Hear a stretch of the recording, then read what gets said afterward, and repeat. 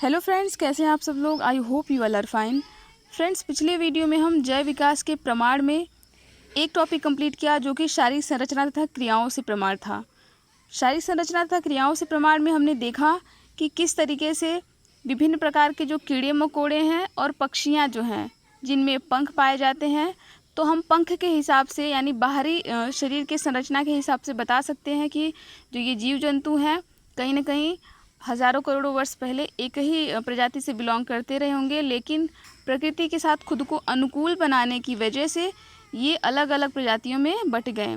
और हमने ये भी देखा कि मनुष्य के हाथ, पक्षियों के पंख और मेंढक की टांग का अगर इनर स्ट्रक्चर की बात करें, आंतरिक संरचना की बात करें, तो जो मेंढक की टांग है, मनुष्य का हाथ है और पक्षियों के जो पंख होते हैं उनका स्ट्रक्चर कहीं ना कहीं बिल्कुल मैच करता है। तो हम ये भी बता सकते हैं कि ये सभी जीव जंतु हज़ारों करोड़ों वर्ष पहले एक ही प्रजाति से बिलोंग करते रहे होंगे, लेकिन प्रकृति के साथ खुद को अनुकूल बनाने की वजह से ये अलग अलग प्रजातियों में अब बढ़ चुके हैं। तो ये फर्स्ट टॉपिक कंप्लीट हुआ। अब सेकेंड हम देखते हैं जीवाश्म के प्रमाण। ऐसे अनेक जीव हैं जो कभी हजारों वर्ष पहले पृथ्वी पर जीवित थे लेकिन अब नहीं पाए जाते हैं। ऐसे विलुप्त प्राणियों, वनस्पतियों को जीवाश्म कहते हैं। जीवाश्मों का अध्ययन जीवाश्म विज्ञान कहलाता है। जीवाश्म की यह शाखा अनेक जीवों के विकास का क्रमवार ब्यौरा बताती है, जो जैव विकास होने का सीधा एवं ठोस प्रमाण है, जैसे डायनासोर के जीवाश्म एवं अनेक वनस्पतियों के जीवाश्म। जीवाश्म के द्वारा मतलब कि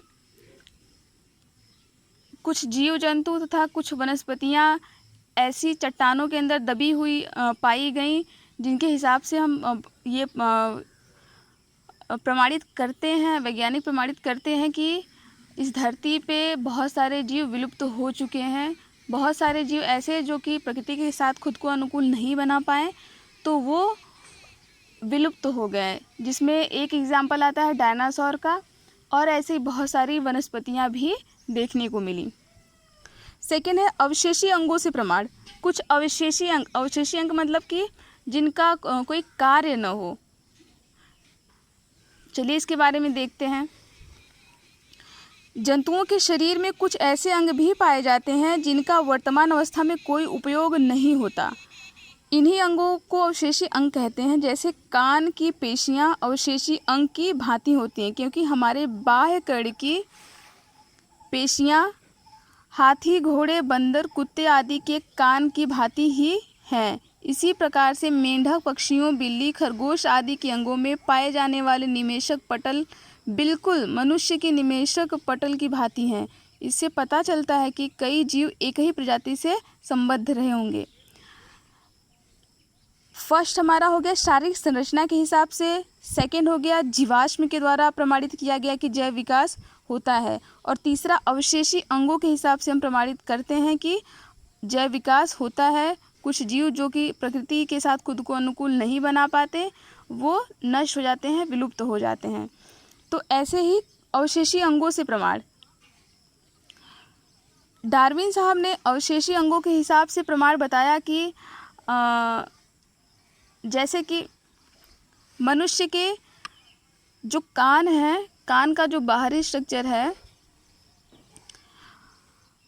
वो बिल्कुल देखने पे ऐसा लगता है कि जैसे कि हाथी, बिल्ली, कुत्ते या फिर जो बड़े कान वाले जीवधारी हैं, बिल्कुल उनकी तरह से ही कहीं ना कहीं अल्प विकसित जो कर्ण पेशियां हैं वो मनुष्य में पाई जाती हैं। तो ऐसे हम कहीं ना कहीं मान सकते हैं कि जो बड़े कर्ण पेशियों वाले जीवधारी हैं और मनुष्य, इनका कहीं ना कहीं हज़ारों करोड़ों वर्ष पहले कोई ना कोई एक दूसरे से ये लोग बिलोंग करते रहे होंगे, लेकिन वही प्रकृति के साथ अनुकूलन नहीं करने की वजह से या फिर जैसे वो अनुकूल खुद को बनाते गए, उनके बॉडी का स्ट्रक्चर चेंज होता गया।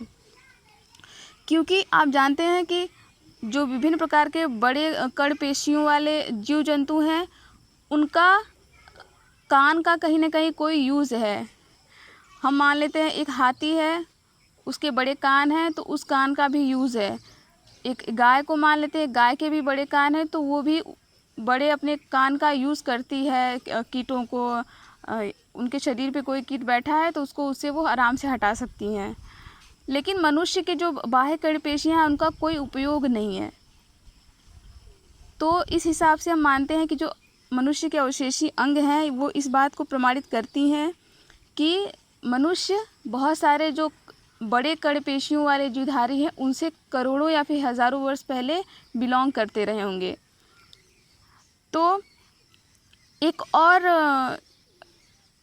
बताया गया था, अवशेषी अंगों के हिसाब से ही देखा गया कि मनुष्य जिस अंग का या फिर कोई भी जीव है जिस अंग का उपयोग लंबे समय तक नहीं करता, वो शरीर का अंग उस जीव के शरीर के अंग से कहीं ना कहीं विलुप्त या फिर गायब हो जाता है। तो ये सिद्धांत कई जगहों पे पास भी किया गया और कहीं ना कहीं फेल भी दिखता है। जैसे कि कहा गया था कि जो आदि मानव थे उनके पास पूँछ थी, पूँछ का यूज़ वो लोग धीरे धीरे कम करते गए और जो अगली टांग थी उसका यूज़ वो लोग हाथों के रूप में यूज़ करने लगे। और जो आदि मानव थे उनकी अगली टांग हाथ में बदल चुकी है और जो पूँछ थे उनका यूज़ वो नहीं करते थे। तो इस वजह से धीरे धीरे उनकी पूँछ भी गायब होती चली गई। तो ये सिद्धांत तो यहाँ पे ठीक प्रूफ होता है।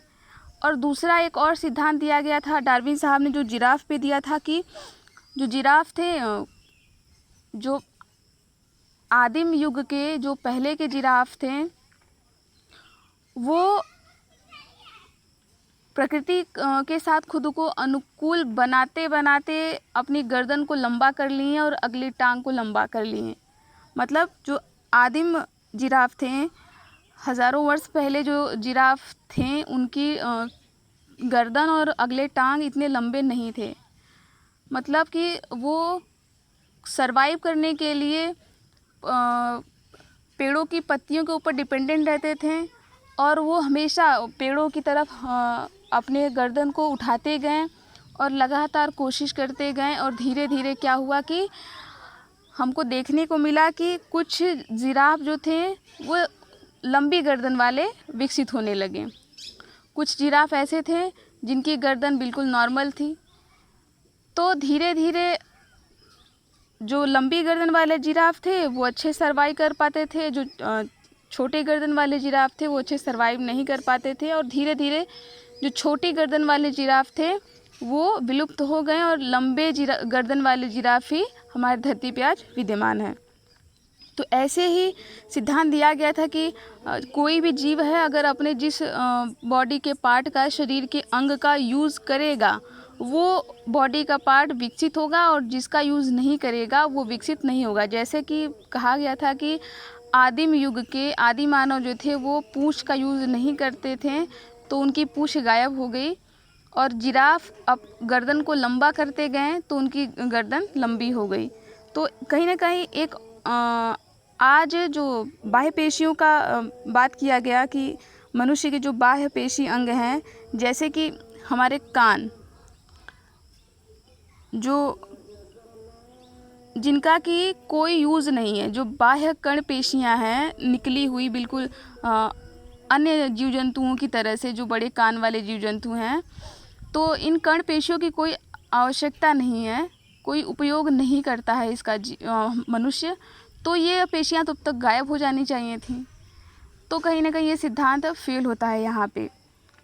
और भी बहुत सारे अवशेषी अंग हैं जिनका मनुष्य यूज़ नहीं करता है लेकिन अभी भी विद्यमान है। तो ये सिद्धांत पूरी तरीके से हम पासिंग मार्क नहीं मिलता है इसको, या फिर एक स्टैम्प नहीं किया जा सकता कि ये सिद्धांत सही ही है कि मनुष्य या फिर जीव जिस अंग का यूज़ करेगा वो बॉडी का पार्ट विकसित होगा और जिस बॉडी के पार्ट का यूज़ नहीं करेगा वो विलुप्त हो जाएगा। चलिए देखते हैं, हमारे 3 पॉइंट कंप्लीट हो गए। जैव विकास के प्रमाण, शारीरिक संरचना तथा क्रियाओं से प्रमाण, दूसरा जीवाश्म के प्रमाण और तीसरा अवशेषी अंगों से प्रमाण। अब एक और टॉपिक आता है डार्विन के मतानुसार जिराफ का विकास। इसके बारे में तो हम बताए ही हैं। फिर भी देख लेते हैं। डार्विनवाद के अनुसार आदि जिराफों की गर्दन तथा टांगों की लंबाई में विभिन्नताएं थीं। इनकी जीवन के संघर्ष में लंबी गर्दन वाले जिराफ अधिक उपयुक्त पाए गए और प्राकृतिक वर्ण के परिणामस्वरूप लंबी गर्दन वाले जिराफ अधिक उपयुक्त पाए गए और प्राकृतिक वर्ण के परिणामस्वरूप लंबी गर्दन वाले जिराफों की संतति में वृद्धि होती गई तथा छोटी गर्दन वाले जिराफ समाप्त हो गए, अतः लंबी गर्दन वाले जिराफ ही जीवित रह गए। आज आपका जैव विकास का टॉपिक समाप्त होता है। लगभग शायद 2 वीडियो में आपका जैव विकास का टॉपिक ख़त्म हुआ। नेक्स्ट वीडियो में हम नेक्स्ट टॉपिक देखेंगे। तब तक के लिए please take care, have a nice day, thank you.